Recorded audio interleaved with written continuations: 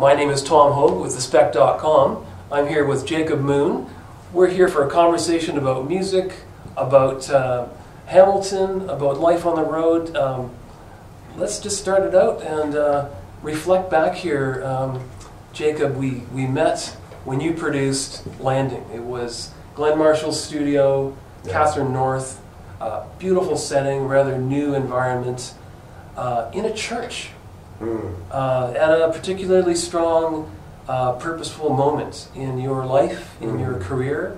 Can you just take us back to that point when you produced Landing in that remarkable space? Yeah, I mean, that was a high watermark for me at that point, because up to that point I'd released a couple of local records and I tried to kind of make a dent, and but I was kind of at a crossroads. I'd just gone through a major life change.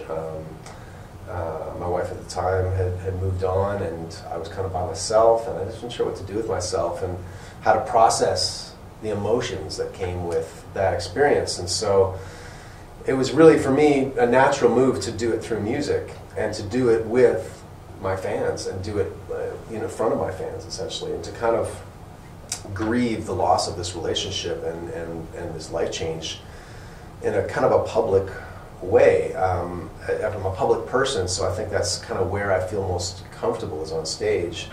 And not that I didn't have a lot of private conversations about it with friends, but there was something particularly cathartic and healing about being able to speak your truth on stage in song form, and have it received, have it welcomed into the hearts of the people that mean the most to me, the fans in this area. It was a remarkable piece of architecture in terms of the album, the CD cover, the artwork.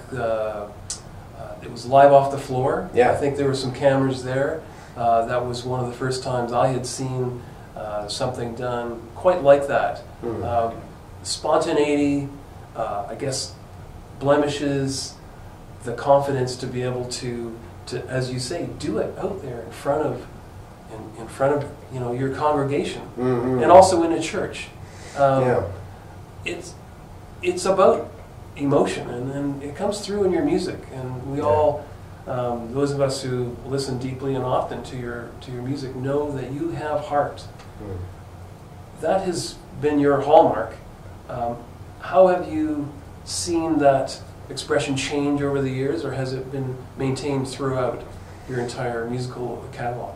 Yeah, I mean, heart is important to me. I think I listen for it when I'm listening to music, whether it's instrumental music, whether it's the instrumental music of Keith Jarrett sitting down at the piano, wordlessly pouring his heart and soul into his piano playing. I'm looking for it in every note, but I'm also looking for it in the words, and so I want it to be honest. I want it to be, if necessary, confessional, and to have the ring of truth to it. You know what I mean? That's really what I'm after, is that truthfulness. And so yeah, so I think I've tried to carry it through. And I've tried to kind of be true to the muse along the way, and even in the stuff that I cover. I mean, I've done over the years, a lot of experimenting with rearranging songs by other people, but I'm always choosing songs that are really important to me, like songs that have moved me over the years, that say something important, and that I have something to say in response to, whether it's by changing the way the music feels, changing the meter, changing the key, changing the way it's expressed, stripping it down to just me and the lyric. Trying to get at what is the emotion of the song, and and how can I kind of get us closer to that, even if the original song didn't bring us there. I knew it was going to happen, so we're very quickly right at the heart of the matter, which is again about you, the person. So I'm going to ask you, the music is a quest, it seems, and your life and your path is directed.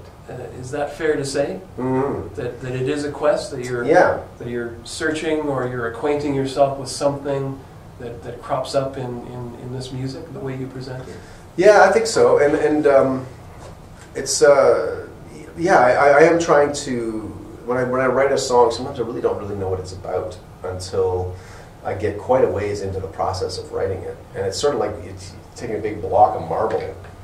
The way, and people who do this talk about it all the time, that they don't know what it is yet. They start chipping away, and then eventually they find out, oh, it's a head, or oh, it's you know, a castle, or whatever it is. But like they don't really know when they start. And it's the same with me. I start kind of fumbling almost naively through some guitar ideas, and then I start singing, you know, things that don't make any sense. They're just dummy lyrics, or they're just sounds, you know, they're just cries. And out of that, maybe if I'm lucky, I can kind of get some phrase to land over top of what that is. And then maybe, just maybe, that phrase will be the clue, the key to what the song is about. You know what I mean? And so the quest kind of takes me into this place where it's a sort of subconscious self-discovery, and you're uncovering things that are quite deeply buried sometimes, and you're bringing them to the surface and examining them. So it's kind of therapeutic too, actually. Yeah.